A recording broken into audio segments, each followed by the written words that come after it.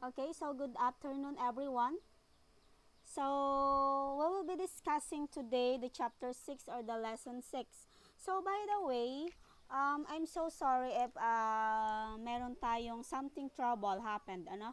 So, may problema dun sa aking video, kaya hindi makapag video recording. So, ito ay ano lang, recording na sa laptop ko lang. So, what we call by this one? Anong tawag dito? Parang tinatawag natin siyang, anong tawag dito? Sorry. Kalimutan ko, nasa dulo ng dila ko yun. Ginagamit ko palagi, but I'm forgot. Okay, I'm so sorry. Parang streaming, something like that. Okay. So let's overview of the different instructional software that we use or that we discussed earlier. Okay. So in our previous chapter. So now we are discussing the instructional software for classroom use. Okay. So as of today, because of the modernization word, nagamit tayo ng different instructional materials. Okay. Those are the virtual presentation, virtual reality presentation, the video presentation, the audio presentation, the VoIP presentation, okay, with the use of different instructional software, okay? Sila yung, pag sinabi kasing software, sila yung you need to download it using internet, okay? Sila yung pwede mo siyang, you can download it or you can create it by your own.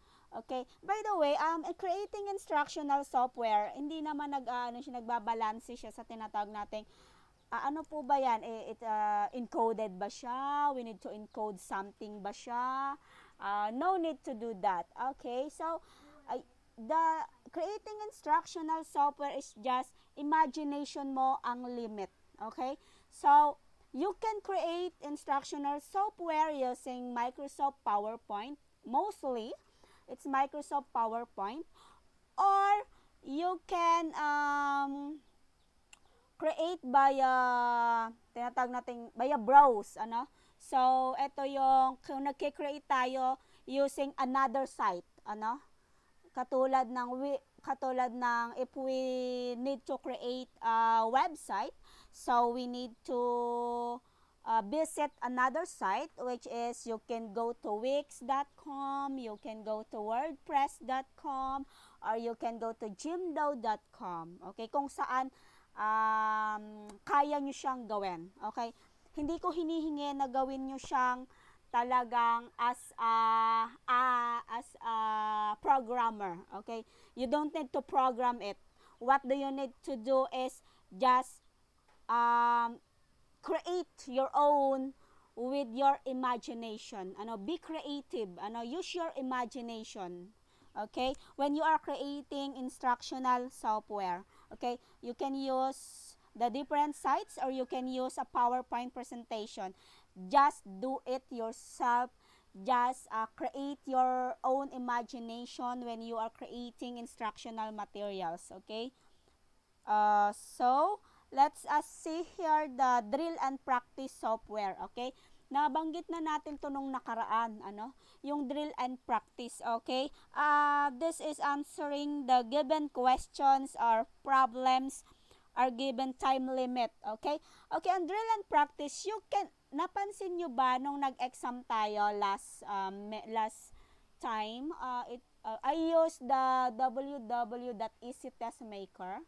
Okay, you can use that also. You can use that site also. Okay, to create a drill and practice software. Okay.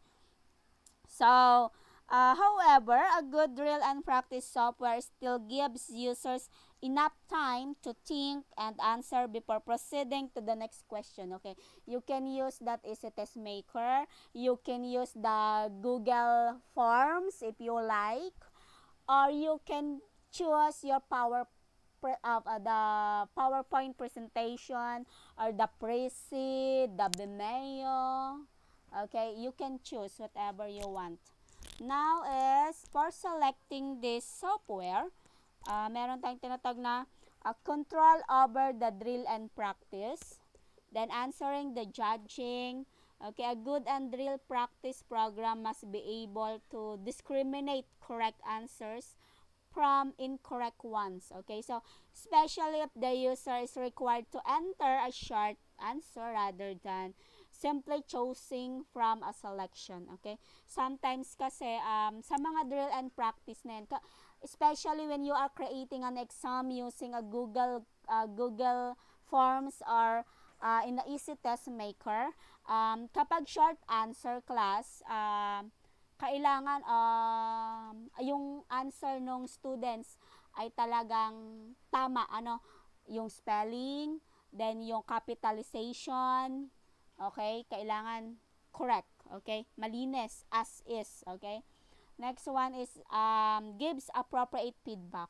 Ito yung nagbibigay ka agad, okay, like Mentimeter, okay, like Mentimeter, you can use Mentimeter also, okay, so just give me yung code. Okay, just give me a code.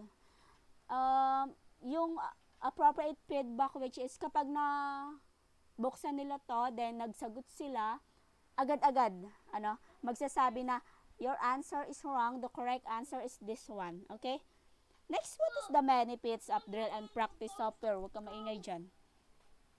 The immediate feedback. Yes. Yan yung kailangan ng mga palatanong na estudyante. Immediate feedback. Okay. Tama ba yung answer ko? Mali yata yung spelling. Okay. Next one is the motivation. Okay, motivation. So, students are not simply motivated during doing paper and pencil. So, drill and practice for reasons that they do not like writing or they have poor writing skills, especially me. I don't like talaga, from the start, ayaw ko talaga ng magsusulat. Nakita nyo naman kung ano yung sulat ko, napakaganda, hindi ba? So, ito yung sa mga students na tamad magsulat. At alam naman natin as of today, kahit wala tayong pandemic, may mga students na naboboring na dun sa old type of examination or old type of assessment. Yung tinatawag nating pen and paper test. Okay? So, medyo ibahin naman natin. Okay? That's why it gives a motivation. Next is saving teacher time. Yes, of course. Nagsisave siya ng teacher time. Why? We don't need to isa-isahin pa yan para checkan, So, what I need to do is just look at my laptop and then just visit to my site which I create the drill and practice software. Then, yun na yung bahalang mag-check. Okay, siya na yung bahalang mag-check. Agad-agad nandiyan na. Hindi ko na siya iisa-isahin. Okay? Next one, what is the limitation and problems of drill and practice software? Okay, first, misuse. Some teachers make use of a drill and practice as a part of the lesson, introduction, and not really for practicing the student skills. Okay? Yan yung sinasabi nating